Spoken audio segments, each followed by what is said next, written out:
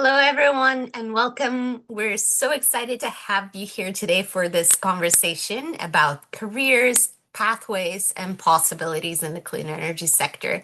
My name is Joanna, and I'll be your host for the next hour or so.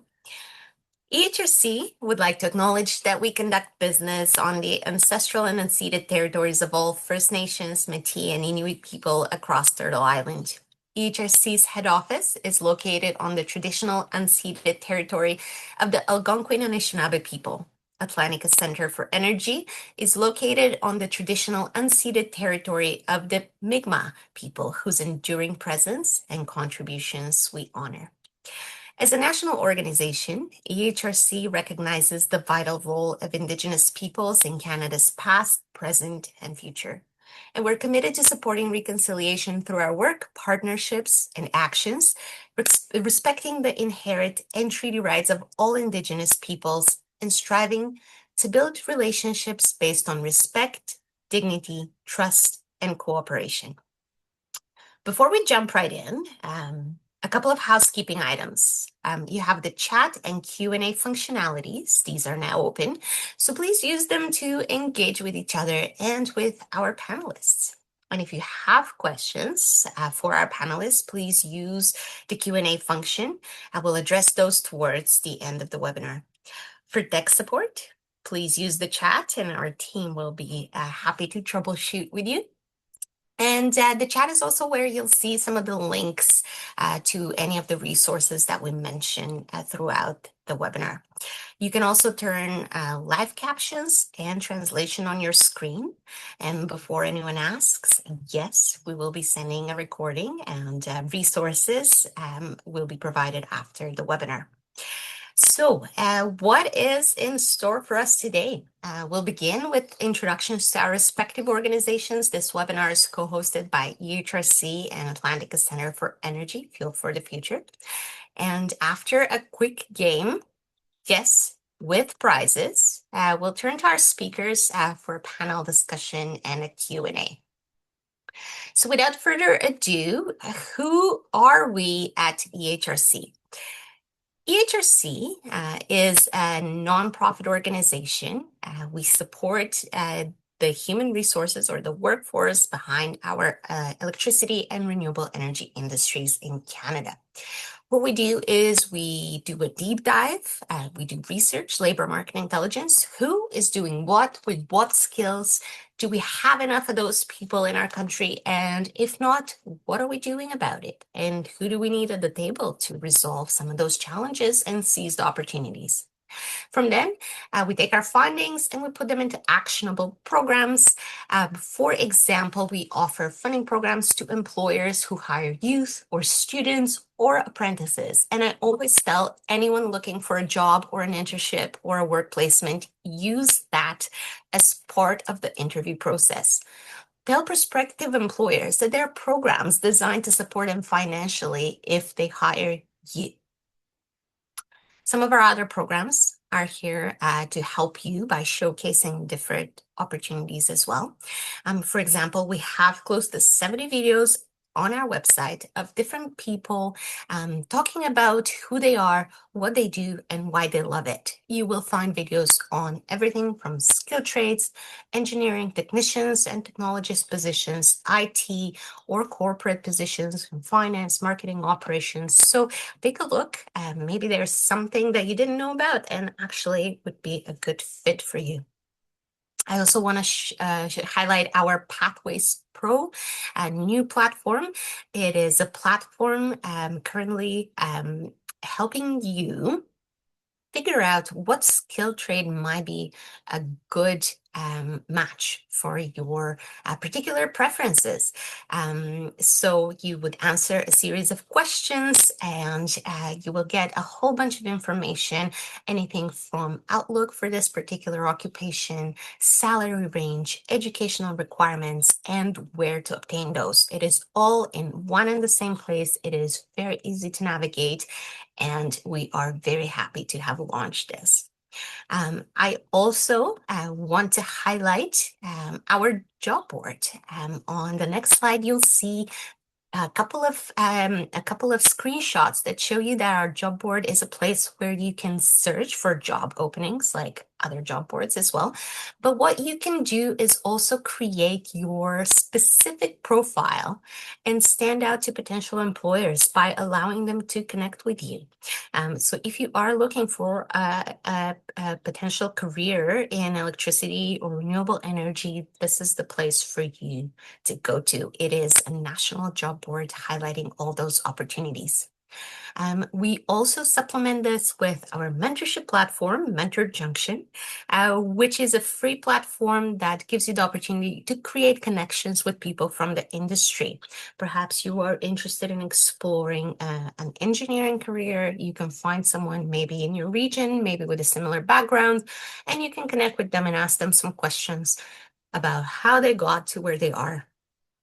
Last but not least, I want to highlight our professional skills course. It is a course designed to help you some of the skills that we hear from employers time and time again, help you stand out. Those are the leadership, the problem solving, communication, teamwork skills. So if you are interested in learning how to be better at some of those skills, how to hone them, please visit our website for more information. And I see the team is posting all of those links in the chat as well.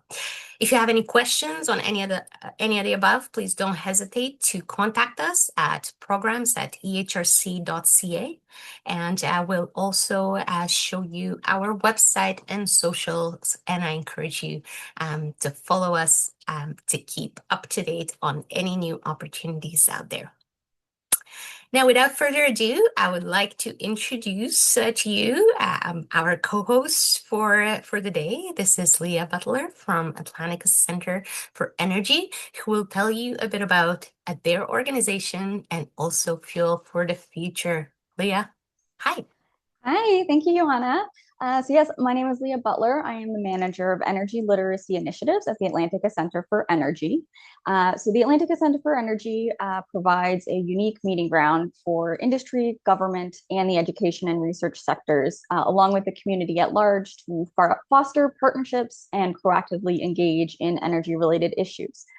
So as the voice of energy in the Atlantic region, the center's membership represents some of the largest employers, energy producers, distributors, and consumers in the region. Our Fuel for the Future project is focused on helping post-secondary and Indigenous youth see a path forward for themselves in the clean fuels industry. So together with industry experts, educators, First Nation communities, Fuel for the Future works to enhance knowledge of adopting clean fuels and the clarity of career opportunities that exist in Atlantic Canada. So on the Fuel for the Future website, you will find learning pathways that teach you the basics about different forms of clean energy. This features topics like renewable natural gas, clean hydrogen, offshore wind, and many more. They take around 15 minutes to complete, and they cover what each clean fuel is, how it's made, and then what companies are working in each sector in Atlantic Canada. We also offer lots of additional resources for you to explore the energy sector further. So please visit our website after the webinar today. So we are going to kick things off with a quick game of Kahoot. So it's trivia to just test your knowledge of the energy sector. So the winner will receive a Fuel for the Future prize pack, which includes t-shirts,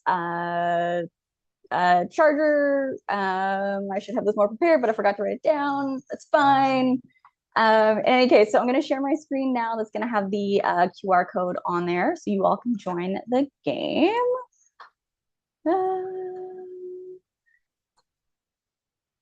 Like this.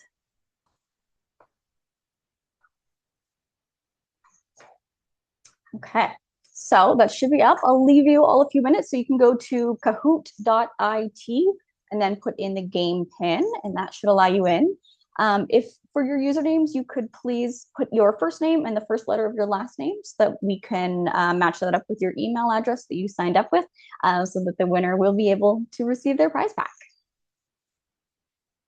Amazing. Thank you, Vicky, Mike, Paul. Love this.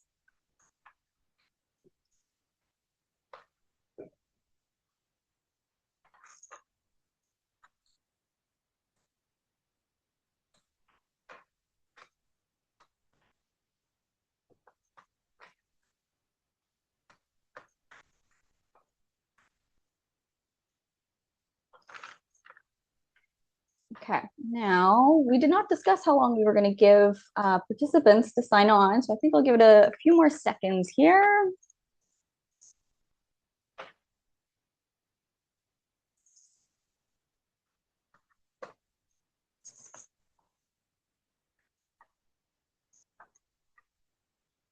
Okay, I think we'll call it with the 7, but you will be able to join at any point if you haven't had a chance to join yet. Okay, perfect. Look, there's one more.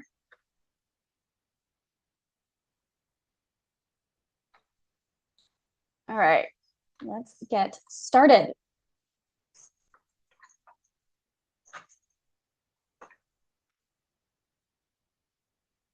Okay, so true or false, clean fuels include renewable and carbon neutral sources of energy. So you should see on your phone screens a true or false button, or on your computer that you should be able to click on there. The faster you click, the more points you get.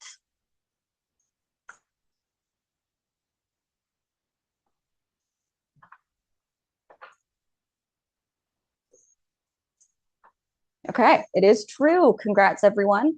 So clean fuels refers to renewable energy like wind and solar, and also carbon neutral sources like biofuels and nuclear energy.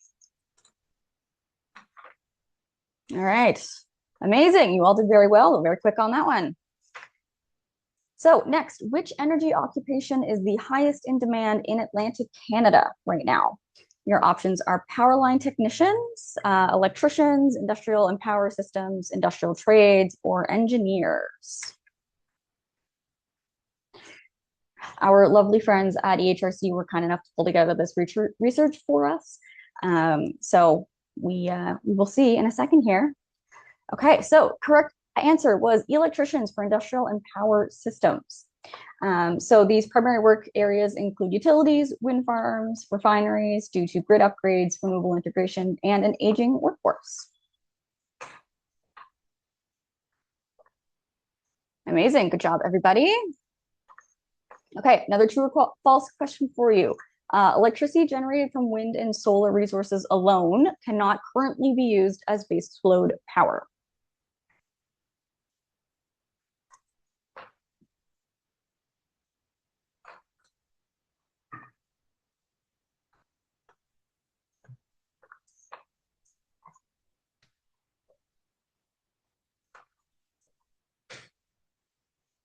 All right, so this one is true. Currently, wind and solar energy are both intermittent and non-dispatchable, which means it's not constantly available on demand. So while batteries do exist to store some of the electricity generated from wind and solar, they cannot meet our baseload electricity generation needs. All right, look at that, changing the leaderboard. Let's go to the next one. Okay, so this one is worth double points. What was the total amount of GHG emissions for Atlantic Canada in 2024? Now, this one is a bit of a trickier question, which is why it's worth a little bit more. So your options are 36.6 megatons of CO2 emissions, 28.7 megatons, 50.4 megatons, or 15.3 megatons. All right, and the correct answer for this one was 36.6 megatons of CO2 emissions. So yeah, the 28 is very, very close. But yeah, it was 36 for all of Atlantic Canada in 2024.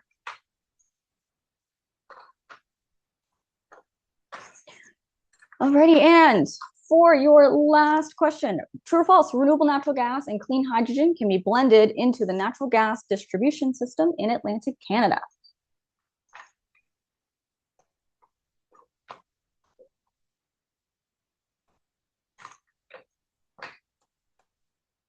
All right, the answer for that one is true.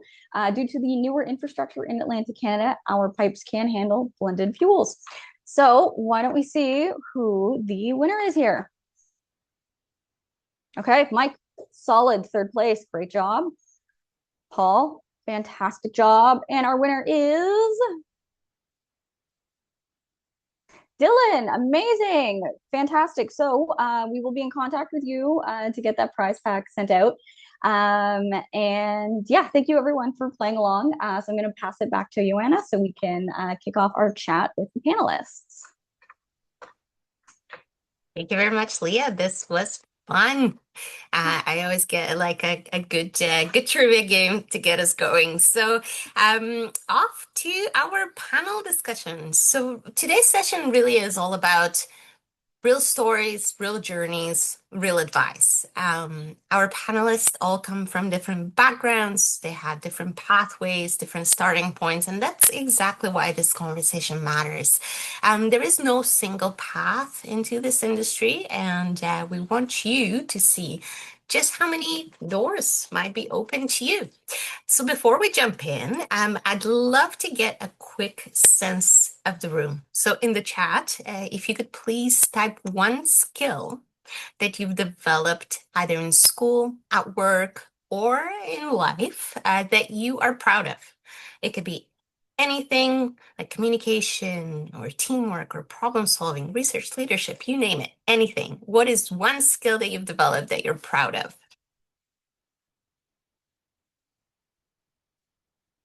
Critical thinking. That is a good one, Michael. I agree 100%.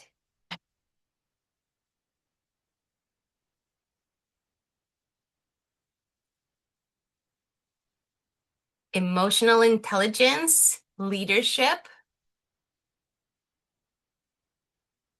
organization. Those are all very, very important. Negotiation. Absolutely.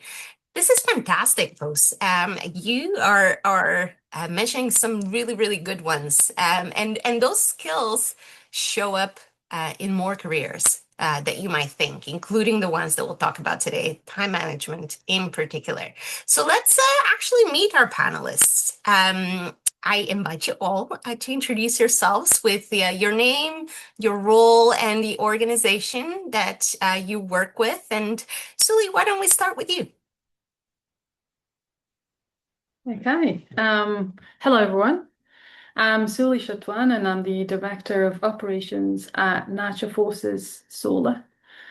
I started my career as a petroleum engineer, where I worked on various projects globally, from carbon capture and storage to waste to energy plant developments to energy efficiency programs. Over time, our role evolved from the kind of hands-on sort of technical work into more of a leadership role. So today at Natural Forces Solar, actually a bit about them, the company. We are a privately owned Nova Scotia-based business. We are a solar company. We build systems, including energy storage, microgrid, across Atlantic Canada. And we've actually got just under 100 systems delivered to date since we were founded in 2019.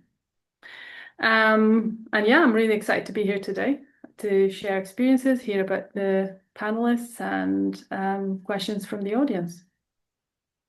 Thank you very much. Samita, over to you.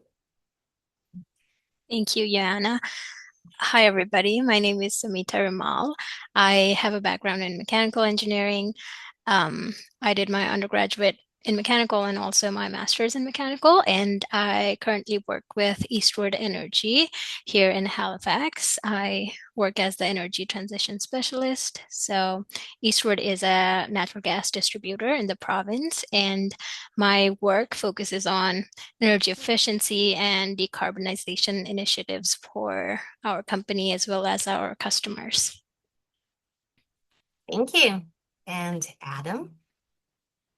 Good to meet everyone. My name is Adam Ledane. I'm the co-founder at a company called Cavanex Energy. We are a natural hydrogen exploration company focused on Canada. My background is in the finance and commercial side of the world. Thanks, Adam. Okay, so to get us started, really let's start at the beginning because this is where a lot of our students and participants, attendees are really in the beginning of their careers.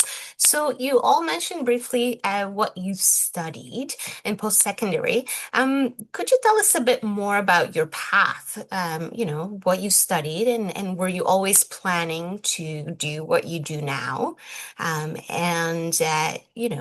If not, not, what were you working towards? And if yes, what did you do to work towards that goal? Suli, I'll start with you. All right. So as I said earlier, I studied petroleum engineering, and reason being, when I graduated in 2006, oil and gas was a booming industry and very much at the heart of global progress. It offered me the opportunity to contribute to something that powered all our economies and also traveled quite a bit. So I'm fairly aware that today that perspective has evolved. We're still benefiting from those resources. However, we're also actively transitioning towards a more sustainable mix of energy. And actually, that evolution makes this space even more meaningful to be part of for me. I can't really say that I had planned on doing what I do now at the start. My career developed as opportunities presented themselves. So what I can say is that I really focused on transferable skills, mostly adding to my technical skills. So things like leadership, communication, a strong commitment to safety, which is important in our industry. And so those skills allowed me to move across the roles I did move, and the environments and even industries. So as I said, I went from petroleum to CCS to energy efficiency to now renewables. I've also benefited a huge amount from engaging with professional organisations such as EHRC and Atlantica. Similar organization, which was Society of Petroleum Engineers, and that gave me a lot of exposure to broader industry perspectives, but also gave me access to opportunities that I may not have seen otherwise. Thank you. It's a good one. So seizing the opportunity, because sometimes you might your path might not be what exactly you thought it would be, but that doesn't mean that it would be any less rewarding. Adam, how about you?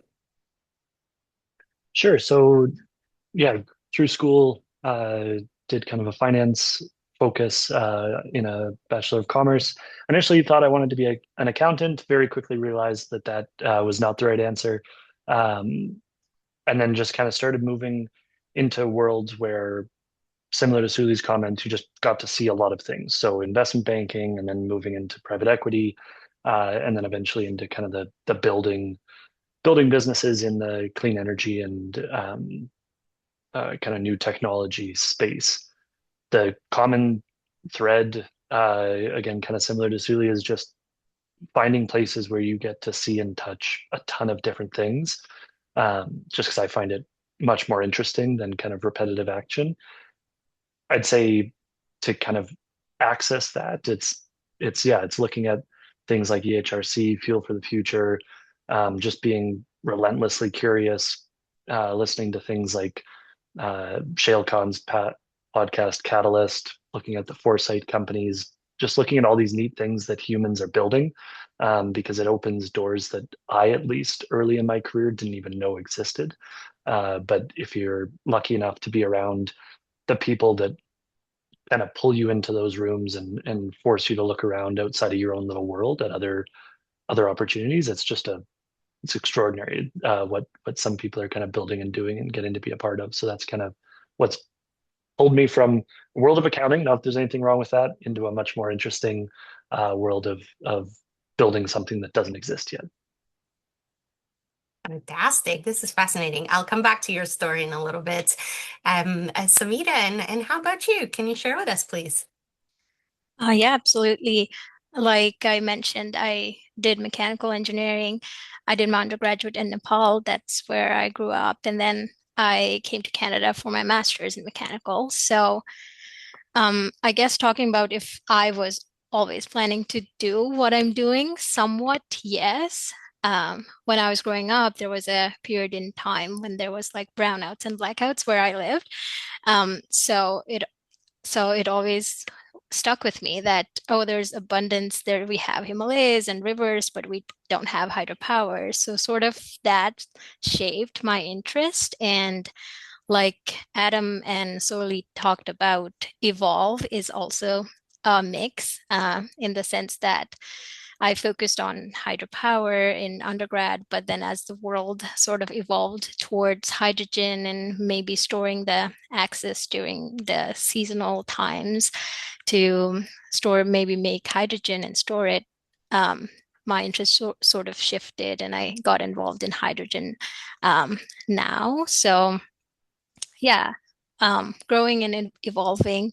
And it's a fun field to work in. So what I'm hearing from all of your stories is that there is no one particular way of getting into a career in energy. There's a multitudes of different entry points, and if you know what you do, if you know what you want to do, that's great. If you think you do, you may.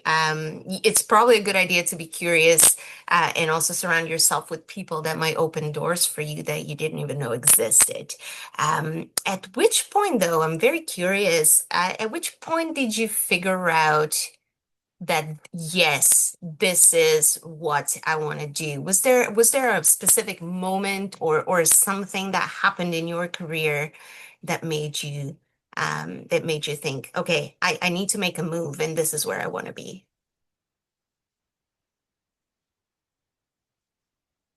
Who wants to go first? I can start. I think for me, it was less of a single moment and more like a growing interest over time, because I found that I was naturally staying up to date with what's happening in the energy world and just like reading podcasts, listening to podcasts, reading blogs and whatnot about new innovation and technology in the industry. So yeah, I think just curiosity and being engaged in different organizations like Student Energy and Fuel for Future. So yeah, just the growing interest that evolved, I think. Okay, so it wasn't a single moment necessarily, but more of a collection of moments that just kept on building momentum and building speed. Adam and Suli, how about you folks?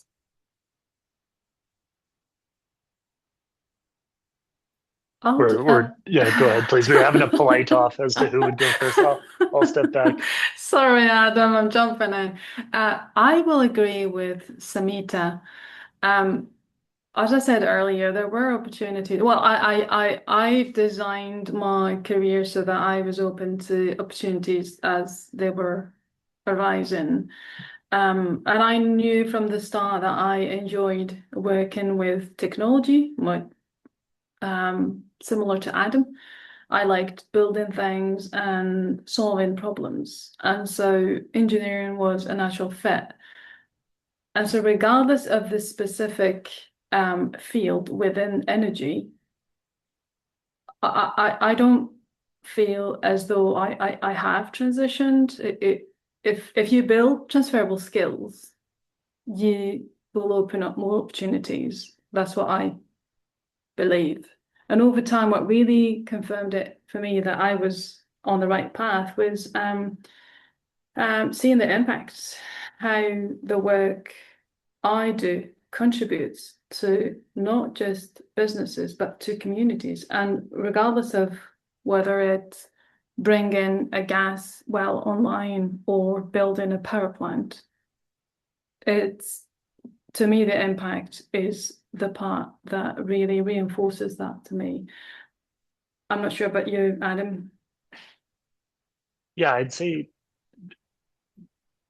for the benefit of the question, it'd be cool if there was kind of a singular moment, but I will follow the trend that there wasn't so much a singular moment as, like, I would say in the startup clean tech space, there's this just continuous event of you're in a room with humans and you have zero layups.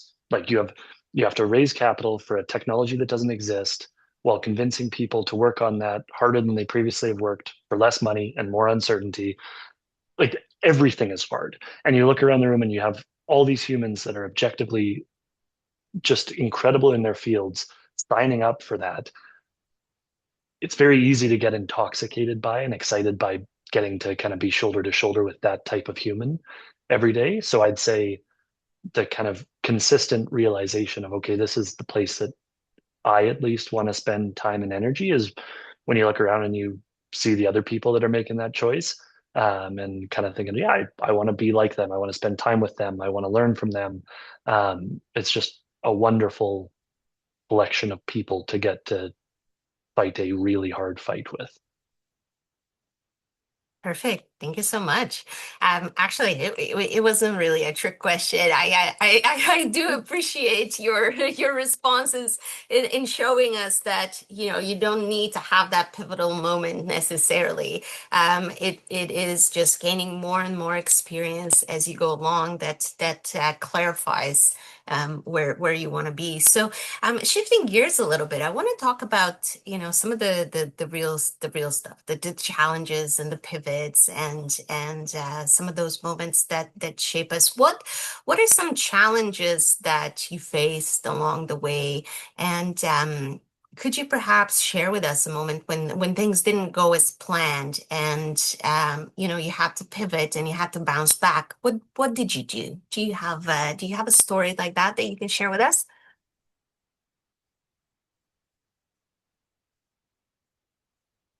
Maybe I'll jump in first this time. Perfect. So in kind of the world that I currently live in the startup clean tech space, both with Cavanex Energy and with previous energy technology companies, a decent example of just constant challenges around capital. You're trying to raise money for a business that in most instances is pre-revenue. So the business is constantly spending money on trying to solve a technology or otherwise problem. And so the kind of solve to that is you go to venture capital and family offices and pension funds and you try to raise capital for this concept. And the reality is, if you talk to 200 entities that are handpicked because they have the highest probability of success, you're going to get like 197 no's. And some of those no's will be very adamantly against whatever you're building. And they're no's from smart people, right? Like it's not like you're talking to your uncle at Thanksgiving and they don't know anything about the space. It's objectively clever humans. And so the pushback and the uncertainty is almost constant. I'd say the other side of that question of how do you bounce back, how do you kind of keep pushing is believing in what you're doing, believing that there's value at the end, and kind of almost being charged by the fact that, okay, if everyone agreed that this is simple and easy and guaranteed, then it should already be solved. And the fact that there is dissent validates that this is a hard but useful problem that needs to be solved. But yeah, the number of no's and I mean, like, capital is just a clear example of a constant reality across like all facets of life and business. The number of no's is always more than you expect, and it's a good skill to start building resilience to those no's because you'll never get away from them unless you're like, I don't know, maybe working at, like, I was gonna say like Best Buy or something. Maybe you get less no's. But if you're doing things that matter and are hard, yeah, it's constant challenge and no's. So building that skin is critical. Mhm. So don't be discouraged by a no. A no may mean, you know, not right now, maybe a little bit, you know, maybe a yes a little bit later, but don't be discouraged by a no, even if it's a hard no, and then find your why, the reason why you're doing something, and believe in yourself. I love those. Those are some good pieces of advice. Suli or Samita, how about you folks? A bit of a cliche, but for me, one of the biggest challenges has been adapting to change. Mm. And really, whether that's the evolving industry demands, the new technologies that emerge constantly, or stepping into leadership roles myself. To add to that, well, perhaps a bit of an example. I've gone through a few downturns in the energy sector in my time. And those moments really test you as a professional. And I remember one period where I was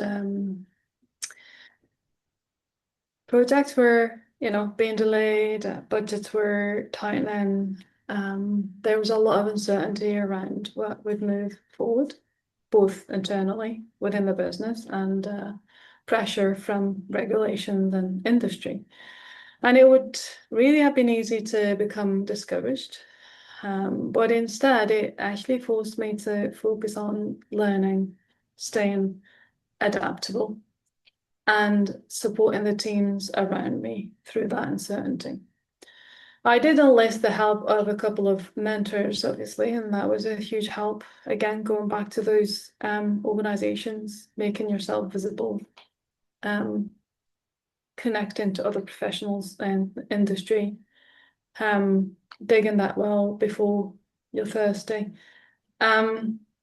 And those experiences really taught me resilience, to go back to what Adam described there. I mean, to keep moving forward when things are unclear. And I see it in this industry as well, the power industry, where we're often working in complex political and regulatory environments, as we all know. And decisions often become, well, they really depend on policy, public expectations. We deal with long approval processes. And so, as a small business, it requires a lot of patience, strong judgment from leadership, and the ability to think strategically whilst keeping what you have, current projects, moving along. So again, like Adam, resilience and change, adapting to change. Yeah, the resilience is an interesting one, right? And there are multiple ways in which it can demonstrate itself. Is it someone pushing back? Is it you not being sure which direction to take, or dealing with like a change, like you said, an ever-changing environment? I think it's a good skill to have, especially today, when so much is changing and so fast. Samita, how about you? Yeah, definitely. I think talking a bit more about change, one of the challenging moments was when I just joined my master's degree. And so the change that I felt was because up until that point in the university, it was more like group work and teamwork, and we would have all the classmates working on the same problem per se. But when I was doing my research-based degree, it felt a bit more isolating and more like independent work, a lot more. And also, it was a little bit outside of my comfort zone, although I was working on hydrogen, which was my field of interest, but it included a lot more chemical engineering, which was not my specialty. So yeah, adapting to different kind of study and different aspect of engineering, that was a bit challenging. And I think what helped me bounce back was actively reaching out for help, whether that be for the professors or the other students working under the professors who are working on the same topic. So if anything, I would tell myself, reach out, seek help earlier, and don't try to figure everything by yourself. Mm. Yeah, that's a good one. What's the worst thing that can happen, right? Someone tells you no, I'm sorry, and then maybe you find someone else that is able and willing to help out. So reaching out and mentorship is another one of those common themes that I'm sensing throughout was present throughout all of your careers. Okay, so let's bring things into the present. Could you tell us a bit more about what your day-to-day actually looks like? Students often wonder, they hear about, okay, careers in electricity, careers in energy, but what do these jobs actually look like? What does your day-to-day look like? What are some of the skills that are critical for your role? Adam, let's start with you. Yeah, I'm not maybe the best answer to this, just because by function of us being a small startup trying to build something new, our day to day, and this is for myself, but everyone on the team are hyper different. One of the things we love, but it's harder to kind of triangulate into a singular answer. But I mean, from our side, it's thinking about long-term strategy of the business, commercial outcomes, capital planning, mapping out how basically we'll grow from today into the kind of end game, uh, on the kind of what that translates to into skills. There's obviously like the problem solving and adaptability, but I'd say the biggest one is just interacting with, managing, and motivating humans. Um, the volume of interactions and the importance of those uh, only increases, and I think that will only increase going forward, independent of what role you're in. So I'd say if you're thinking today about, okay, what do I want to be doing in the future? What do days look like? There are, of course, hard skills that will matter, but uniformly and probably more valuable than any of them will be just how do you interact with and bring the best out of humans and yourself within like team contexts. Mm. That'll always trump everything else, I think. So that communication and teamwork, leadership skills are very, very critical to your job, eh?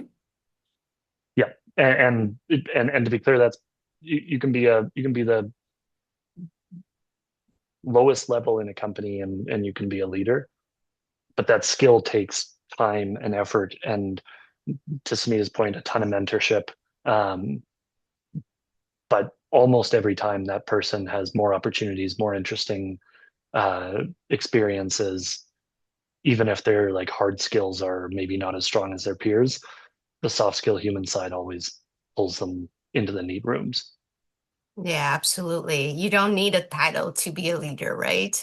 No. You can be a leader amongst your peers, and even, as you gain more experience and are able to communicate that well, it builds trust, and trust is very important for career advancement. Suli or Samita, what about you? What do you do, and what are some of the skills that are critical to you, to your role? Go for it, Samita. Okay, I was waiting on you. Yeah, I think similar to Adam's point, because our energy transition team here is very small, I get to work on a range of different initiatives. So day to day is quite varied. But one of the big part, I would say, for my role is looking at data as deploying new technologies like gas heat pumps. So looking at the data and analyzing how it's working in Nova Scotia's climate, that's so that we can help reduce the energy use and cost is one big part of the role, which I enjoy very much. And also studies on renewable natural gas and hydrogen. So all that, I do it sometimes. It's a wave on what I get to work on. But in terms of skills, I would say coming from engineering, problem solving, research, and analytical skills are there. But people skills, like Adam touched on, because you're going to work with humans and like whatever job you do. So people skills, the soft skills are critical to any role, I think. Mm-hmm. Yeah, yeah, I will echo Adam and Samita's words actually.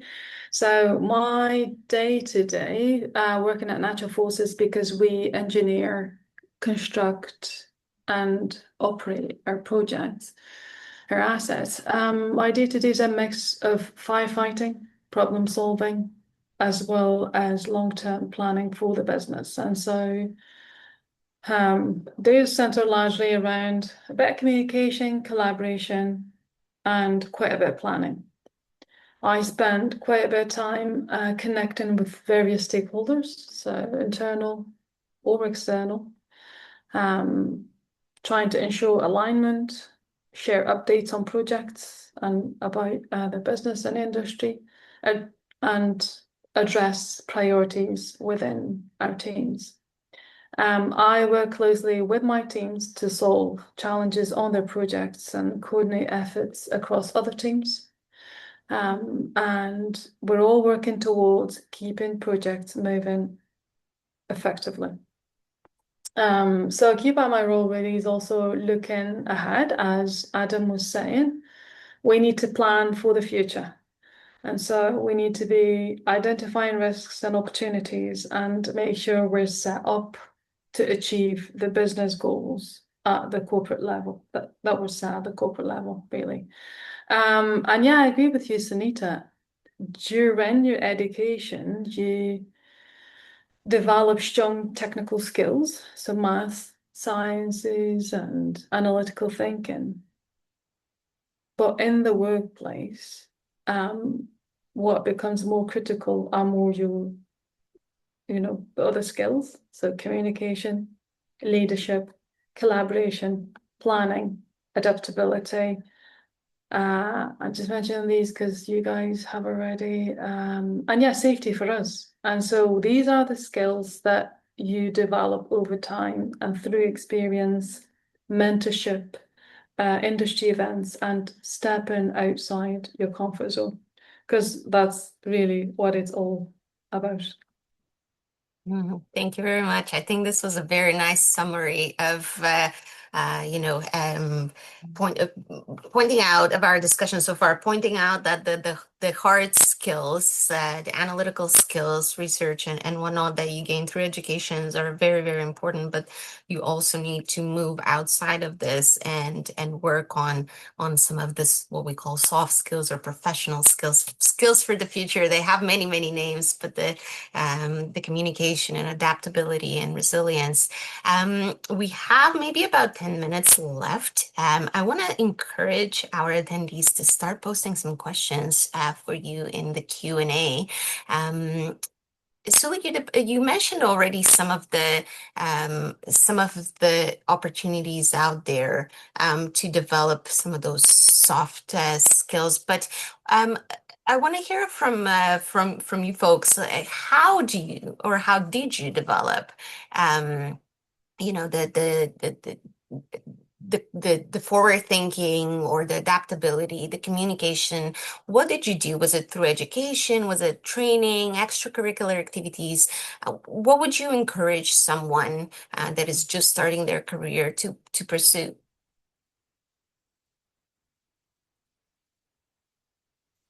I guess I can start. For me, being involved in student organizations and clubs really helped with the public speaking and communication and leadership also in general. Taking a lead on certain small projects, like that's how you start. So just being involved, whatever it is, if you volunteer, even if you take a leadership role, being a part of any community that you're interested in, that's really helped me. So being involved and in various opportunities, volunteering or student clubs, something outside of the classroom is what helped. Thank you for sharing. And Adam, anything that you can advise us to do? Yeah, I think just double clicking on this kind of concept of mentors and stuff. Like, I think there's a concept that a mentor needs to be, this senior person in the business or in the classroom or whatever. I think like if you expand that definition and say, okay, what if a mentor is just like my classmate, and I just say, look, how am I showing up? What do I need to do better? Just learn from other people. Look at the people around you or in the business and say, okay, that person is kind of a role model in the context of X. Maybe it's a specific skill. Study it, learn it, pull all of that knowledge in, and kind of have the humility to say, okay, I'm going to look around and find the people who are doing this better than me and just learn and take it all in. And the other piece I would say is the most valuable opportunities I've had to learn and improve hard and soft skills are the times when I've, this kind of ties to it, some of the things Sulia said, but like accepting the opportunity. I think if you ever say that isn't my job, you have made a huge mistake, because you have refused an opportunity to do something that is hard or different or a neat door into a world that you wouldn't have otherwise had. If you can kind of flip that to the opposite side of that spectrum and constantly see every opportunity as just a wonderful gift, and take it and go, then yeah, you'll end up working harder, but you'll do much more interesting things, and you'll learn faster and you'll grow faster, and it'll pay off, even if in the short term you're like, man, I'm doing this in my nights and weekends. It pays off. So seizing the opportunity, even if you don't have all the answers, huh? Because this is where growth happens. When you step outside of your comfort zone. Wasn't that a saying or something? I just kind of remember that one. Okay. And Suli, anything that you want to add to this question before we move on? I will actually tend to agree with both Adam and Samita. From my own experience, the two things that helped me navigate challenges as well as opportunities in my career were the two things that were mentioned. Seeking mentorship at all levels. And I like what Adam mentioned. It doesn't need to be somebody that has the title mentor. It can be somebody you trust and want to learn from. It can be your girlfriend, boyfriend, neighbor, trusted advisor somewhere. You want to learn something from them, and there might be the opportunity for you to also give back. Then that is a great opportunity for you to learn a new skill and get ahead. So mentorship. And the other one that Samita mentioned, which has benefited me a great deal, getting involved in volunteering opportunities. So it's a great way to build out your, what's the word I'm looking for? Your profile, or there's a word for it. Real world skills. So you might not be in that role at work, but you might have the opportunity to volunteer for a role that you might be developing skills for your future role. It may help you gain confidence in what it is you want to do, or make sure that you want to go along that path. And it also can just simply help you meet people who can open doors for you later. Or actually, the other thing that helped me a great deal was getting into a position where I could help people. I get a lot of satisfaction from giving back as well. Yeah, all of these happen through getting involved with organizations such as yourselves. Thank you very much. So get involved. Don't be afraid to ask for help. Build a mentorship relationship, even with someone who can be, early on in their career. You don't have to seek the most senior person necessarily, and don't forget to give back. I love this. It's very nicely summed up. I have a couple of questions from our attendees. Would you recommend finding a work opportunity and then upskilling, or completing a master's degree first? Who would want to take this one? I think it's a great idea to have some work experience and then go for your postgraduate degree, because like we talked about, the energy space is also evolving, so you might get to work on a lot of different things when you're out in the real world, and maybe you want to specialize in something. So that's a good I think that's good, but also, well, if you want to be a professor and if you want to go on that track sooner, then maybe doing a postgraduate sooner is the option. So it really depends on what you want, what your goal is. Okay.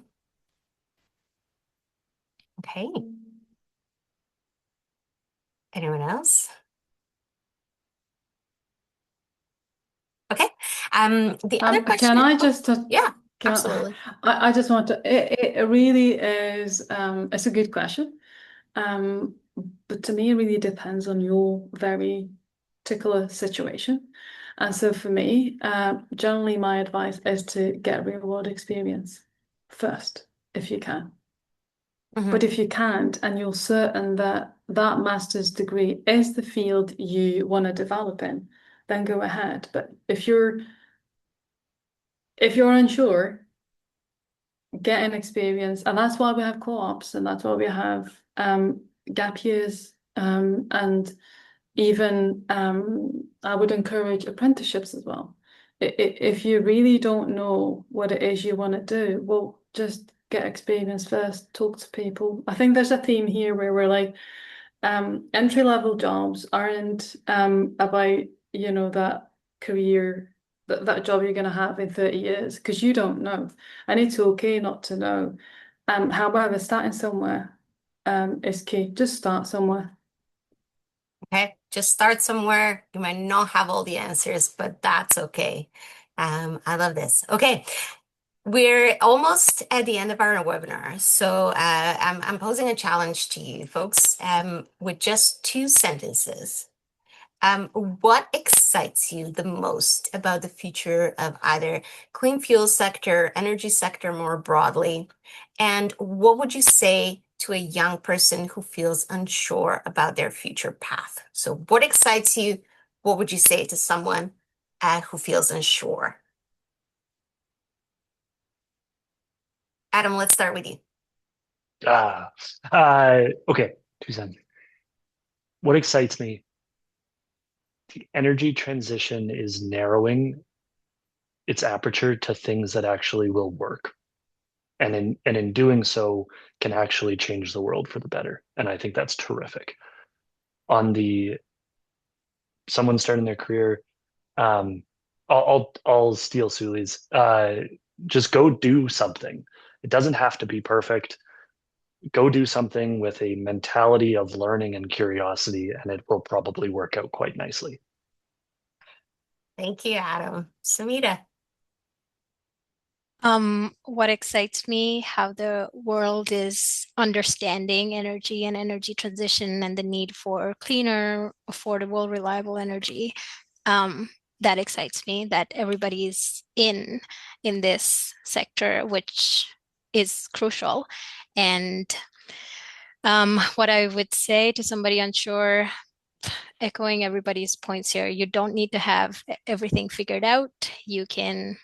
Your path will shape itself as you go. So just go with a learning mindset, and yeah, just that. Suli. I'm going to borrow Adam and Samita's words here. So what excites me really is the opportunity we have now to deliver on clean, affordable energy for our communities. And for us here in Atlantic Canada, it is about a clean transition. What would I say to my younger self, to young folk now? Well, similar to what was said just there, it's completely normal not to have everything figured out. Focus on building those strong technical skills, transferable skills, get involved, and most importantly, remember you have a role to play in shaping the future. And so the next generation has a critical role in building a strong, safe, and resilient Canada. Thank you very much. This is wonderfully said by all three of you. So as we wrap up, I want to thank you. Thanks our panelists once again for sharing their journeys so openly and honestly. Thank you everyone who joined us today. I think if there's one thing that we heard time and time again is your path does not have to be linear. You don't have to have all the answers, but every class, every job you try, every skill you build, everything matters. And the clean fuel sector, energy, needs problem solvers and communicators and builders and innovators, and there is space for you here.